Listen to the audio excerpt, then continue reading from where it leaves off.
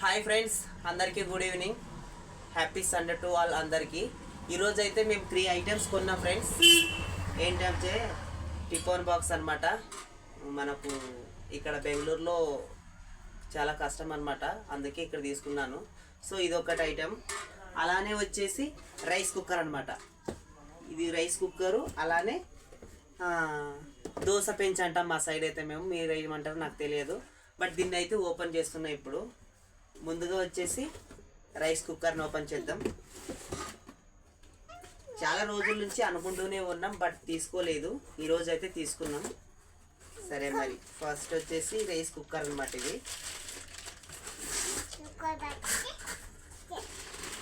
ఇది 5 లీటర్స్ అనమాట. మా ఫ్యామిలీ మెంబర్ వచ్చేసి 5 మంది ఉన్నాం.